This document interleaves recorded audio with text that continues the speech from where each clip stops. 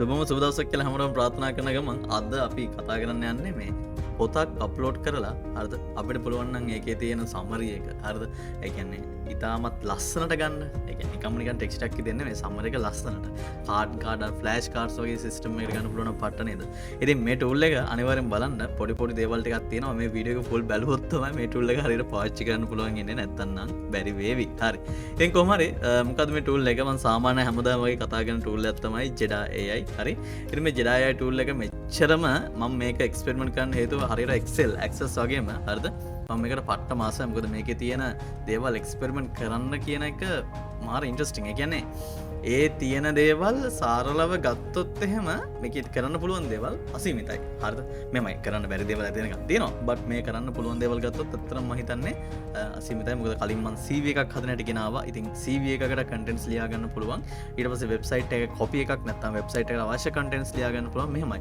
ඕනම දෙයකදී අර ප්‍රොඩක්ට් එකට වඩා අපි බලන්න ඕනේ අපේ ඉන්පුට් එක දැන් මේ AI එක වැඩ කරද්දී අපි කොච්චර දෙයක් උඩ දෙනවද හරිද ඒ දෙන දේ අතර අපිට පුළුවන් ද කොච්චර දෙන දේ මත අපිට කොච්චර අවුට්පුට් එකක් ගන්න පුළුවන්ද හරි ඒක තමයි අපි ඔළුවේ තියාගන්න ඕනේ නැතුව අපි AI ට බයින්නවත් අරකට බයින්නවත් මේකට බයින්නවත් නෙමෙයි අපි ගොඩක් වෙලාවට මේ මයින්ඩ්සෙට් එක හදාගන්න ඕනේ AI කියලා කියන්නේ අපේ හැම වැඩක්ම කරන්න ඉන්න එකක් නෙමෙයි තාම හරිද තාමත් එච්චර කේපබිලිටි එකක් නැහැ හැබැයි මේ AI ට පුළුවන් අපේ වැඩවලට යන වෙලාව කාලය අඩු කරලා දෙන්න ඔන්න ඕක තමයි කතන්දරේ මම කියන එක තේරෙනවානේ හරි දැන් අපි පොයින්ට් එකට යමුකෝ සරලව ගත්තොත් ඉතින් මට පුළුවන් මේ Jedi එක ලොග් වෙලා හරිද new workspace කියන එකට යන්න මගේ දැන් තියෙන Chief account එක Chief account එක කියන්නේ මේකේ තියෙන ලොකුම පැකේජ් එක මම ලොකු කමෙන්ට් නෙමෙයි කිව්වේ එහෙම එකක් වගේ තියෙනවා හරිද එතකොට ඒ Chief account එකේ true මම යම් කිසි දේවල් ටිකක් එක්ස්පෙරිමන්ට් කරගෙන ගියා දැන් workspaces අච්චර චූටි ප්‍රමාණයක් තිබ්බට මම කලින් ලොකුවට workspaces ප්‍රමාණයක් එක්ක වැඩ කරගෙන හිටියා ඉතින් අයින් කරා ගොඩක් ඒවා මොකද මට කරදරේ හින්දා හැබැයි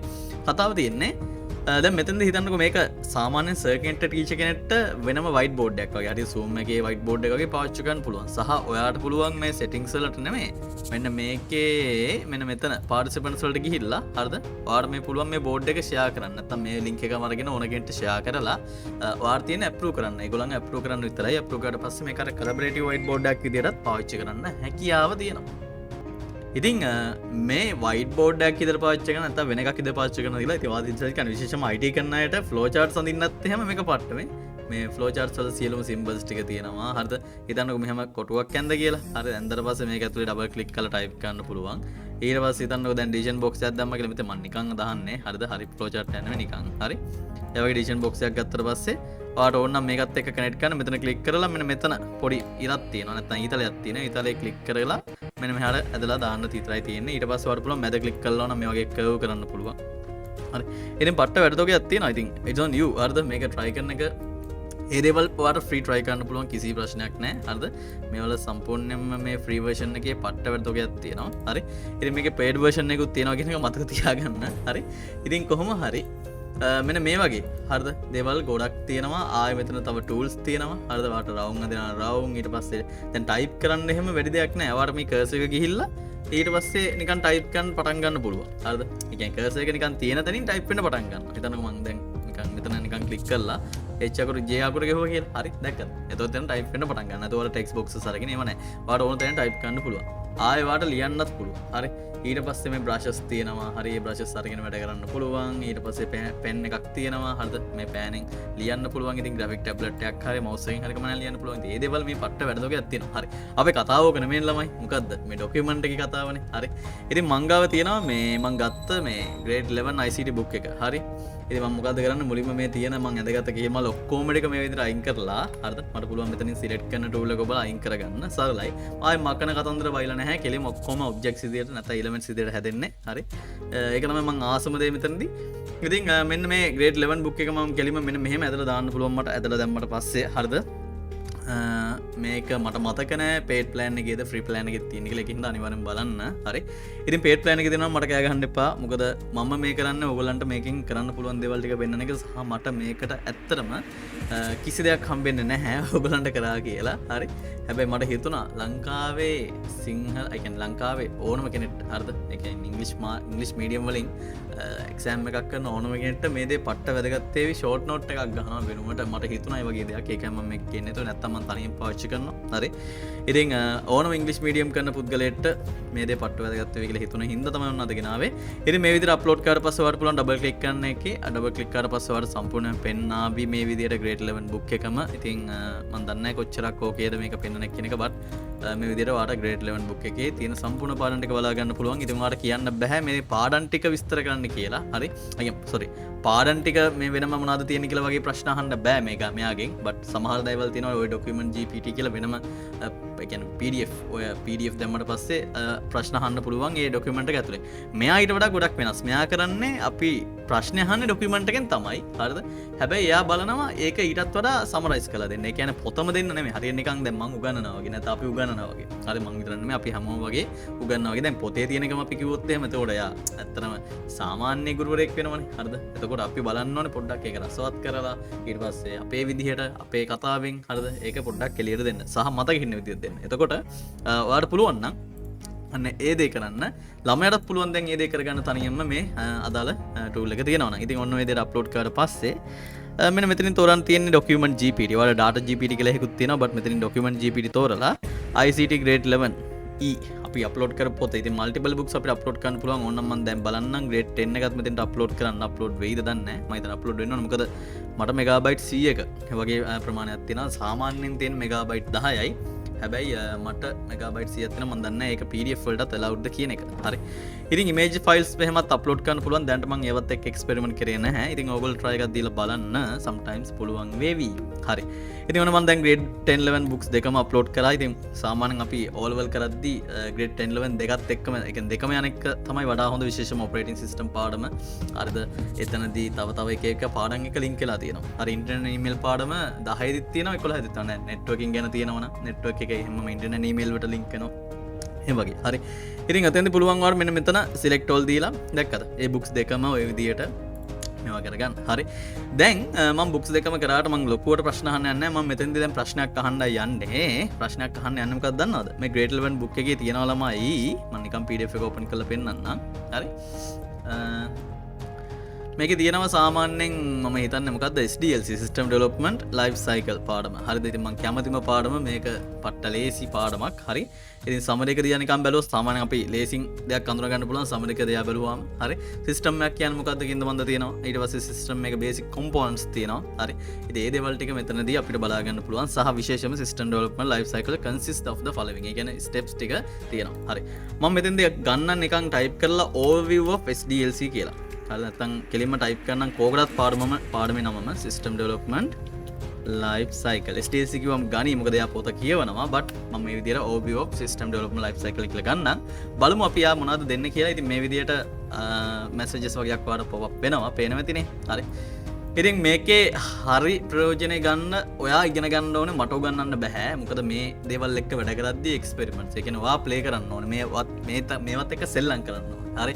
සෙල්ලම් කරලා බලන්න ඕනේ. ආයෙ තව මේක ජෙනරේට් වෙනකන් මම AI රෙසිපීස් ටික මම සිංහලෙන් වීඩියෝ එකක් කරේ නැහැ නේ ඔක්කොම කඩන්න කරේ. හරි. ඉතින් මෙන්න මේකේ තියෙන්නේ මේ AI රෙසිපීස් වලට ගිහිල්ලා ඔයාලට CV එකක් හරි නැත්නම් ඔයාලට මොන හරි ලියා ගන්න ඕන නම් හැම දෙයක්ම තියෙනවා. ඉතින් ෆ්‍රී වර්ෂන් එකේ පට්ට මං හිතන හොඳ ක්‍රෙඩිට්ස් වගේක් හම්බ වෙනවා. ඉතින් ඒව පාවිච්චි කරලා ගේමක් ගහගන්න බැරි කමක් නැහැ ළමයි. හරි. බ්ලොග් පෝස්ට් එකක් ලියා ගන්න ඊට පස්සේ වයර්ෆ්‍රේම් එකක් ඇඳ ගන්න ඩයග්‍රෑම් මේ ඔක්කොම ෆ්‍රී. හරි. ඕකේ. දැන් බලන්න මට ඇවිල්ලා තියෙනවා මම ටයිප් කරපු එක අනුව System Development Life Cycle. එතකොට System Development Life Cycle is a process used to develop and maintain information systems. It consists of several phases that guide the development process from identification requirements to maintenance of the system. The SDLC consists of the following phases: identification of requirements, design the solution, coding the solution, hurry, testing and debugging, deployment of the system and maintenance of the system. Right. ඒ ඔක්කොම ටික හරි system phases හයක් තියෙනවා. ඒ හයම තියෙනවා. The SDLC can iterated to go back to the first step when new requirements arise. SDLC iterated to go back to the first step when new requirements arise. Sorry. The phase of the SDLC can vary depending on the chosen SDLC model. ඒකත් හරි. අපි SDLC models තියෙනවානේ. හරි. ඉතින් එහෙම කිව්වට පස්සේ SDLC models වලට අවිලා තියෙනවා waterfall model, linear development model with sequential stages and iterative incremental prototyping. ඉතින් මේ තියෙන්නේ ඇත්තටම අර පොතේ තියෙන models ටිකම තමයි ළමයි. ඉතින් ඒ කියන්නේ මෙයා අනිවාර්යෙන් අපිට දෙන්නේ limited to book. ඒ කියන්නේ හැබැයි book එකට limit වුණාට එතනදී අපිට ඒ දේවල් full summarize කරලා එයාගේ විදිහට තමයි දෙන්නේ. ඒකයි මම මෙතෙන්දී කැමති වුණේ. ඉතින් මම ඉස්සරහදී උගන්වන්න මේ දේ පට්ටනම් පාවිච්චි කරනවා grade 10 11 students ලට. ඉතින් මට ඒකට දැන් capability එක තියෙනවා. මට හොඳ account එකක් තියෙනවා. ඉතින් මං හිතනවා අපේ ළමයින්ට හොඳ දේවල් ටිකක් මට දී ගන්න පුළුවන් ඒවි කියලා. හරි. ඉතින් හැම සර් කෙනෙක්ටම ටීචර් කෙනෙක්ටම මේක වැදගත් වේවි කියලා හිතුව හින්දා තමයි මං ගෙනාවේ. මේ පේනවනේ මේ. හරිද? අපිට තියෙන සාමාන්‍ය මේ හතර. ඉතින් මේ හතර ගැන මෙතනදී define කරලා තියෙනවා. So that's nice. හරි. ඊළඟට මට පුළුවන් තව ප්‍රශ්න අහන්න මෙතනදී. මෙන්න මේ වගේ උදාහරණයක් ඉදිරිය හිතන්නකෝ. දැන් මට මෙතනදී කියලා තියෙනවනේ steps ටික. ඉතින් මට කියන්න පුළුවන් clarify. හරිද?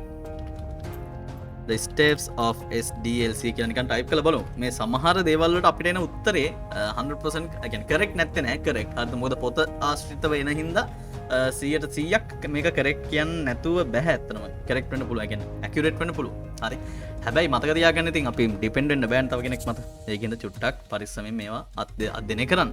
ඉතින් බලන්න මේ short note ඕනේද sometimes English medium set එකට හරි මෙහෙමයි ඕන කියයි බට් මම කියන්නේ බලන්න අපිට මෙන්න මේ වගේ ජෙනරේට් කරගන්න පුළුවන් එක පට්ට වැලියු ඉතින් මම මේ වැලියු එක පෙන්න බෙනිෆිට් එකයි පෙන්නන්නේ හරි identification of requirement this steps involves identifying වාට හොඳම කතාව තමයි මේ පෑන අරගෙන හරිද මෙන්න මෙහෙම රවුන්ඩ් කරන්න එහෙම පුළුවන් ඉතින් දැක්කද එන ආතල් තියෙනවා මේකේ ගොඩක් මේ මම පට්ට කැමති එක මට ඔන්ලයින් ක්ලාස් එක ඉස්සරදී මම grade 6 to 9 පටන් ගන්නවා ඉතින් මම මේකත් එක්ක ගොඩක්ම වැඩ කරන්න උත්සාහ කරනවා විශේෂයෙන්ම ඒගොල්ලන්ට සමරි එක දෙන්න ඒ කියන්නේ idea එකක් දෙන්න ඉතින් හැමෝටම මට account access දෙන්න බෑ කාටවත් but මට තියෙන capability එකෙන් මම උපරිම උත්සාහ කරනවා productivity වැඩි කරගන්න let's see හරි ඉතින් මේ දේවල් සාමාන්‍යයෙන් తాවකාලික වෙන්න පුළුවන් මොකද මේ මම කියන හැම දෙයක්ම 100ක් කරන්න පුළුවන්ද කියලා මට කියන්න බෑනේ හරි okay ඉතින් බලන්න මෙතන identification of requirement this step involves identifying the requirements of system that needs to be developed it includes investigating the system existing manual or computer based system and gathering information to fulfill the needs of the user investigating the existing system gathering information to fulfill user needs ඒතකොට මේ දෙක තමයි අපිට මෙතනදී ගන්න තියෙන්නේ හරි but තව අපිට මේ identification of requirements එක යටතේ තව දේවල් තියෙනවා ඒවත් අපි අහමු හරි design the solution ගත්තාම identifying software and software architecture nice planning infrastructure and designing user interface ඉතින් පොතේ තියෙන වෙනම level එකේ හැබැයි ඒ කියන්නේ ওই ටිකම තියෙනවා නැත්te නෑ හැබැයි ඉතින් ඇත්තටම මෙතෙන්දි මතක් කරගන්න ඕන දේවල් තුන තිබ්බනම් හරි කියලාත් හිතනවා coding of solution coding the proposed system using a suitable computer language හරි unit testing nice මේ testing වර්ග හතරක් තියෙනවා අන්තිම එක කරන්න non technical කෙනෙක් හරිද ඒ කියන්නේ ඌට technical දැනුම තියෙන්න ඕනේ නැහැ අන්තිම එක කරන්න ඌ කරලා ඉතින් ඌගේ අඩුපාඩු ඔක්කොම හොයලා අදාළ කම්පැනිට හදපු එකාට කියන්න පුළුවන් හරි deployment system installing and using the tested and debugged system nice and maintenance of system addressing system issues adopting new technologies improve efficiency nice හරි ඉතින් මම දැන් අහනවා මෙන්න මෙතන identification of requirements එතනින්ම මට පුළුවන් මෙන්න මෙහෙම දෙයක් කරන්න මෙතෙන්ට ගිහිල්ලා හරිද ස්පේස් එකක් තියලා ඇලයිරක් ගැහුවට පස්සේ මට මේ විදිහට මෙතනින්ම තෝරන්න පුළුවන් data GPT නෙමෙයි document GPT කියන එක තෝරලා මේ දෙකම සිලෙක්ට් කරලා රන් එකක් දුන්නාට පස්සේ හරිද එතනින්ම ඔයාට ආයේ output එක ගන්නත් පුළුවන් ඒ කියන්නේ අතන type කර ඉන්න ඕනේ නැහැ ඔයාලා මොකක් හරි දෙයක් ඕන නම් ඒ identification of requirements ගන්නන් ඕනේ උතෙන්ට ගිහිල්ලා type කරන්නයි තියෙන්නේ දැක්කද එතකොට identification of requirements කියන මාතෘකාව යටතේ තියෙන දේවල් ටික ඔයාලට බලා ගන්න පුළුවන්. ඉතින් ඒ පොතේ මෙන්න මේ ගැන තියෙන අන්තිමටම උනාට අපිට මෙතෙන්ට දෙනවා. මොකද ඒක ඇත්තටම එතෙන්ටයි අවශ්‍ය වෙන්නේ. හරි. requirements identify කරගන්න process එක නම් මේක අවශ්‍යයි. නැත්te නෑ. step in the system development life cycle අපිට මේ විදිහට ලස්සනට පෙන්නනවා. good. හරි. ඉතින් ඊට පස්සේ methods of gathering information so nice නේ. හරි. ඉතින් මෙතනදී observation interviews questionnaires document sample collection prototype nice පහම තියෙනවා. ඉතින් මම හිතන්නේ අපේ පහක් තමයි තියෙන්නේ මම හිතන්නේ කියලා කියන්නේ මොකද නෙමෙයි කෝකටත් බලන එක හොඳයි කියලා කියනවනේ. ඉතින් මේ තියෙන්නේ පහම තියෙනවා. nice. හරි. ඉතින් ඒකෙන් අපිට prove වෙනවා මේ document එක අනිවාර්යෙන් එයා follow කරනවා කියන එක. හරි. ඉතින් මේ විදිහට ලස්සන අපිට ඕනනම් බිත්තිය ගහගන්න වෙන්න පුළුවන්. අපිට එක විදිහට දේවල් ගන්න පුළුවන්. හරි. සහ මම දැන් මෙයාගෙන් පොඩ්ඩක් try කරලා බලන්න මේ වීඩියෝ එක චුට්ටක් දිග වෙයි. sorry වෙන්න ඕනේ. but ඉතින් එහෙම තමයි. ඩාන් එනවා ඩුන් එනවා කියලා හිතාගෙන අපි මේ වැඩේ කරමු. අපි දැන් මෙයාගෙන් හම් Pascal can you give me a short note අපි ගොඩක් කට්ටිය කැමතිනේ short notes වලට short note for Pascal lesson I just need a programming lesson including Pascal හරි අපි අහන ප්‍රශ්නේ පොඩ්ඩක් වැදගත් වෙන්නේ හරිද programming තමයි අපේ පාඩමේ නම but මම අහනවා including Pascal මට ඕනේ short note එකක් කියලා හරි ඉතින් බලමු නේද බලමු මොකක්ද වෙන්නේ කියලා right ඉවසා සිටින්න ඉවසීම ගොඩක් වැදගත් ඉවසිය නැතොත් look like we ran into a glitch. Okay, try again. Okay. ඉතින් ඒ වගේ දේවල් සාමාන්‍යයෙන් වෙන්න පුළුවන්. අපිට වගේම තමයි ඒ අයිට ඩාන් වෙලා ඩෝන් වෙන්න පුළුවන්. sometimes බලමු. මම හිතනවා ඊළඟ අපි try කරපු පාර අවුලක් නැහැ glitch එකක් නැති වෙයි කියලා. හරි. ඉතින් කට්ටිය මොකද හිතන්නේ like එකක් දාගෙන comment එකක් දාගෙන follow එකක් sorry subscribe එකක් නේද? ඔය තියෙන ඔක්කොම මම Facebook එකේ මේ වීඩියෝ එක අප්ලෝඩ් කරනවා. ඉතින් තියෙන ඔක්කොම ටික කරගෙන යන්න. nice. හරි මං හිතන්නේ ඒකට පොඩ්ඩක් අවුල් යනවා වගේ. මම මේ විදිහටම දෙන්නම් but මම මෙතන පොඩ්ඩක් බලන්නම් මේ books දෙකම select කරන්න නැතුව එකක් select කරලා ආයෙක දීලා try කරලා බලමු නැත්නම් refresh එකක් දාන්න වේවි. මොකද workboard එකේ එක එක විදිහට workspace එකේ ඔය වගේ අපිට සාමාන්‍ය ගොඩාක් generate කරගත්තී. සමහර මේක ඇත්තටම system එකේ issue එකක් වෙන්න පුළුවන් මේ temporarily. හරිද? බලමු මම ඒ වගේ නැත් ලොකුවට දන්නේ නැහැ. try කරලා බලමු. හරි. ලෝල් තමයි ඉතින් ඔය තියෙන්නේ. බයි ඒක අර ආවේ නම් පොඩ්ඩක් එක ගොඩේ ආවේ. මම මොකද ෂෝට් නෝට් එකක් කිල්ලුව ඉඳන් දන්නේ නැහැ. හරි. මට ඒ ටික වෙන් කරගන්නම් වෙනවා. ඉතින් මේ වගේ ගැටලු නැතුවම මේ බට් සමහර විට මේකත් අර නිකන් අපි කියන්නේ අර මේකෙන් ආපු එකක් හින්දා වෙන්නේ නැති. මොකද පොඩි පොඩි ප්‍රශ්නත් එක්කනේ. හරි. බට් මං හිතන්නේ මේක object oriented programming එකෙන් තියෙනවා ඕනටත් වඩා දේවල් තියෙනවාද මන්ද identified and reserved words කියලා එකක් තියෙනවා. හරි. ඕකේ මම හිතන්නේ අදට ඇති.